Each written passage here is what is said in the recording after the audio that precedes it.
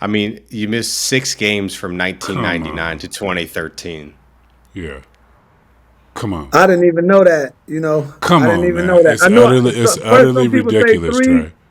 Some people say three. Some people say six. Man, Hmm. I mean, I pride myself on keeping track of those kind of things because I wasn't necessarily a household name, but just being available to my teammates, and especially from a point guard position.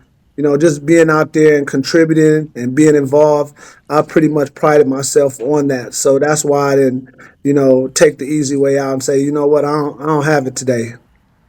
I'll put it in perspective and just say it out loud.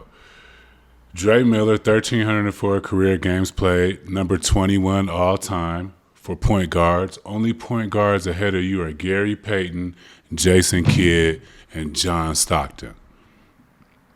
Because games played, Yes. I'm happy to be in that category. Yes, at possibly the toughest position in the league outside of maybe the two guard and the center, when availability means everything, considering the period in which you played too, when availability means everything and you're running against, these are Hall of Fame point guards. Where did you get the zeal to, put your body and mental on the line for that long a time? Just always wanting to hoop, man. I just wanted to be involved.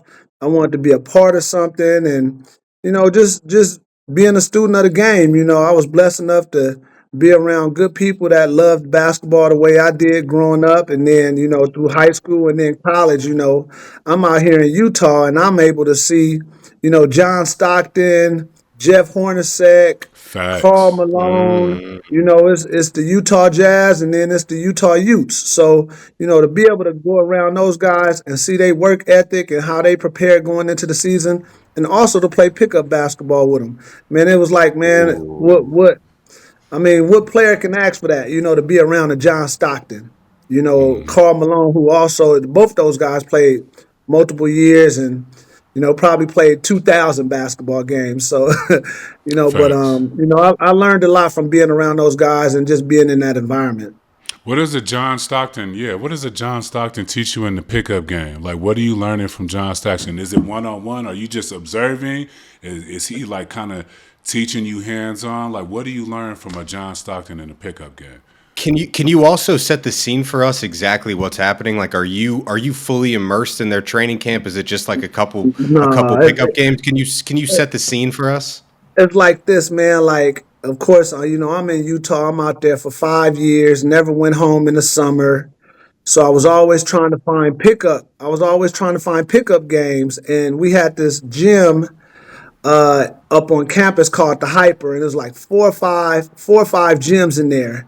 So the Utah Jazz guys would come up there, Brian Russell, Howard Isley, Shannon Anderson, all these guys would come up there and hoop, but John Stockton and Karl Malone, those guys wouldn't come.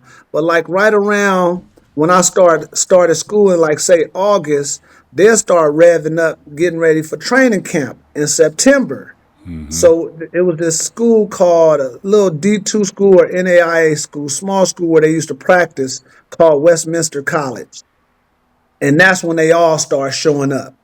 And Mm-hmm. for me, I'm like, it would be like probably like about 4 or 5 of us that will always go over there and hoop with them. And next thing you know, it's like they walking in the gym and they not even, like it's like they already warmed up. Like it ain't no stretching. It ain't no walking in with the slippers on. Let me sit on the side and lace up my shoes. It was straight to the court. And for me, it was just straight observation. I don't Mm. even remember John Stockton saying maybe 5 words to me, like, what's up? Maybe something like that. But Jeff Hornacek will pull me to the other end of the court, get some shots up with him.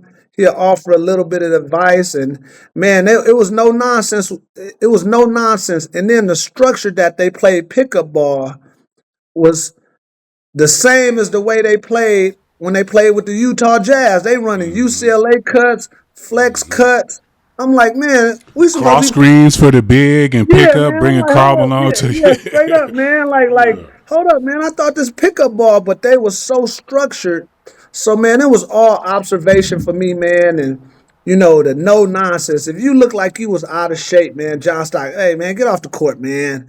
Yeah, it was like that. If Karl Malone came in gym, you see all those muscles, man. They not putting up for somebody flabby, out of shape coming into the gym. Like, nah, you can't even touch the court. So it was definitely a big learning step for me. That's interesting because I've heard you talk a lot about the influence that the Showtime Lakers had on you when you were growing up in LA and watching Magic and those guys. But I didn't even really put two and two together. Do you think that Jazz influence in soaking up all that game in those 5 years? How much do you think that influenced the beginning of your career? Because once you hit the NBA, you were ready. I mean, you started a lot. You led the league in assists your third year. Do you think that those sessions with the Jazz influenced you a ton, even in your early years in the NBA? Definitely, because man, of course, growing up in Los Angeles and just being a student of the game, watching Magic Johnson, the Lakers, everybody, fans of the Celtics, all the teams, but that wasn't tangible.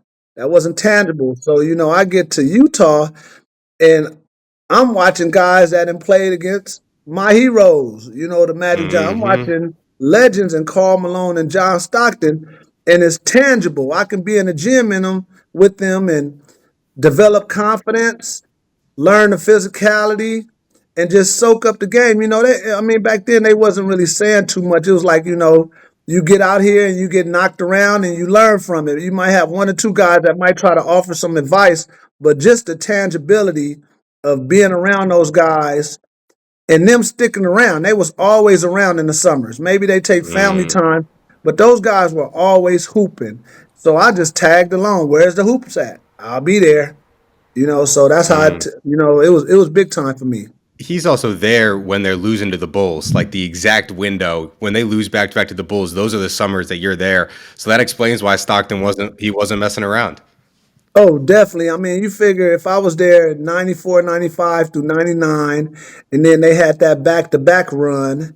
And, I still remember, me and my college teammates, us going to the weight room together in the summertime, just hitting the weights, playing tennis, working out, and then we'll go play hoop with them. And then the same way they played in the finals versus Michael Jordan, that's how they was playing in the pickup games. It wasn't as faster, but it was discipline, it was work ethic, and them forming chemistry to go through an entire season. And for your leaders and John Stockton and Karl Malone to set the stage. And then, the Hall of Fame, rest in peace, Jerry Sloan.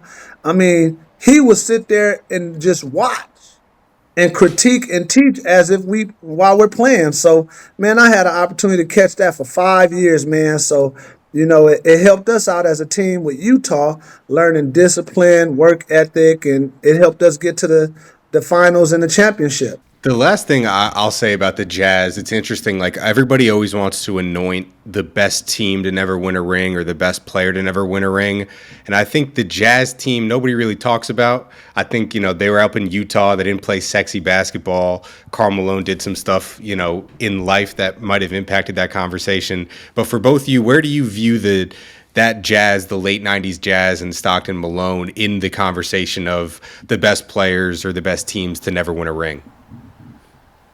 I put them Oh, up there because of the system. For what Dre said, they had a system.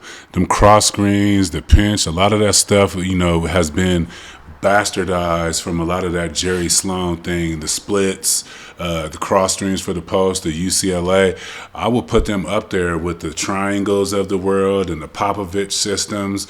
If some things don't happen in Utah and they don't run into Michael Jordans and some good West Coast teams, I consider the Jazz to be up there in that era, considering they was, like Dre said, they had a system, they was going to do it, you knew it was coming, it was super basic, but you know what I mean, they seem to being able to achieve it at a high level every single year.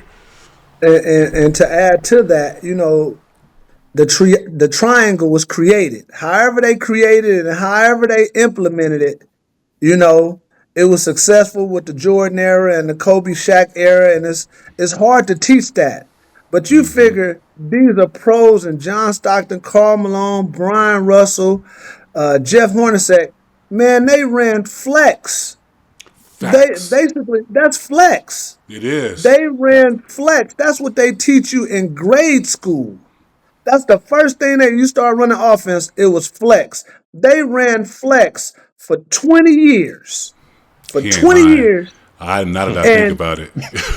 that's all they ran was flex, different versions of flex. And it was Yep. all just reading the screen, cross screen, up screen, and then the talent level and the smarts made it work. The And smarts, they I mean, yeah. and they had people that, like Oster tag, and Oh, people that yeah. just did their role. They had big people that would just get in the way and not look to be scoring, to just block shots and be big. So, yeah, that's a Yeah. good point, Dre. At the end of the day, it was a It was glorified straight flex. flex. Straight Yeah, flex. he Pass to was. the wing, UCLA cut. He might go screen away. He But might up screen back for Karl Malone. that was the Then you worst got one for me. That was the yeah, worst one yeah, when he do the UCLA and then he come and then they let him get away with that bullshit on the up screen. So yeah. to bring Karl Malone for the blah blah, it was almost unguardable. They would And tell put you all get strong side on Karl Malone. yeah, straight up, Yeah, man. And that's when I learned, like really like how to actually set a screen. Of course, when we did it in college, the coach that I played for, he prided himself on ball movement and screening. But to sit and watch a John Stockton set a screen or a Jeff Hornacek or Brian Russell and read screens like that was stuff that I picked up on in the summertime. And then it was implemented just because we had players that knew how to do it on the college level also. Good. I've heard a couple people talk about you recently. Iguodala on I forget which podcast he was on. He said that the first thing that he said when they asked him about you is that you were always going to get him and Willie Green like 3 easy buckets a game off of flex cuts. Who are the smartest guys you played with? Both of you guys. Andre Miller. And I remember Floppy. I would get me and Willie Green. I was going to bring this up. Me and Willie Green Fucking hated guarding this. will get like 4 or 5 easy buckets every night. Like I knew I would get 6 points a night off Floppy. And Willie Green knew he would get 4 points a night off Floppy.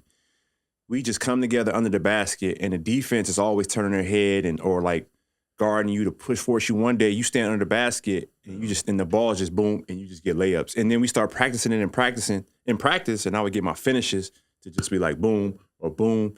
And I was like, why haven't I ever seen this before? And he had little subtle things like that. So it's all coming back now that was all game from John Stockton, Jerry Sloan, and Karl Malone. Yeah, definitely, man. I mean, all that stuff was, Rick Majerus. I was blessed enough to have some great teammates that understood basketball, that was unselfish, and tough-minded.